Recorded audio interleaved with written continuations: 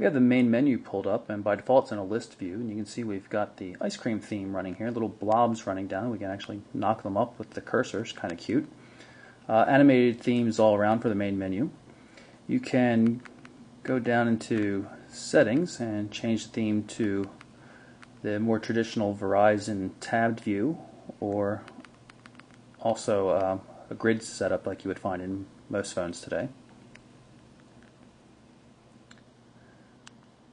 You're also able to rearrange, change out the menu items itself, something Verizon seems to be doing a lot lately, which is a good thing.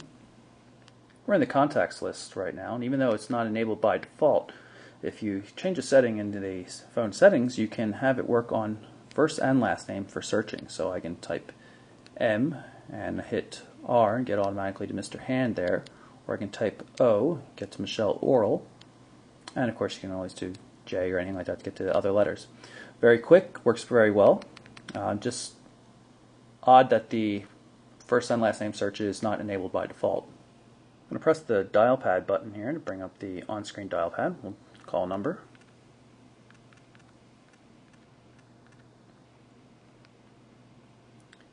Speakerphone button here.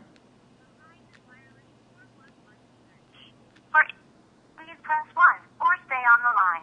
Para español, oprima Now we're just going to hang up. The Motorola Rival is a VCast music compatible device. We're going to pull up the player. Nice having the music ability on the phone since there's that 3.5mm headphone port. Unfortunately, there's no background music play. We're going to go into My Music here and just hit Play All. You can see that it actually works. But you can see that even when we go into the options menu, the music stops. And there's no way to get it to play once you try to get out of it. So we hit the Call End button. We're back at the home screen, but no music. I'm going to briefly press the shutter button here to start the camera. If you hold down the shutter button for a second or two, it'll load the video camera instead.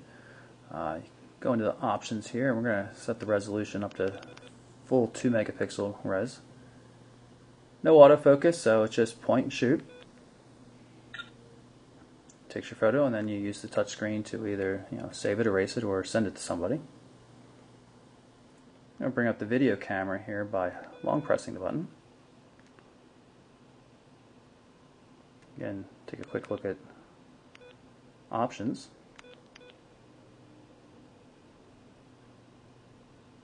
We'll see what the resolution is. I think QVGA there. Press button, start recording, and now we're recording the video. And just going to press the button again, stop it, and touchscreen here, save it. And we can play it back.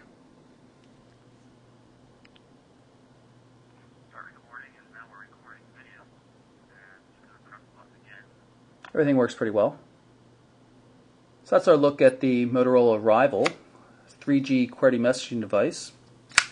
2 megapixel camera, 3.5mm headphone ports, nice. Music abilities are kind of limited, no background music play. It does support VZ Navigator, navigation software though, which is really a good application. The phone weighs about 4.4 ounces, and its 940 milliamp hour battery should be good for about 5 1/3 hours of talk time, which isn't too bad. So again, that's the Motorola Rival for Verizon Wireless. I'm Michael Orrell for MobileBurn.com.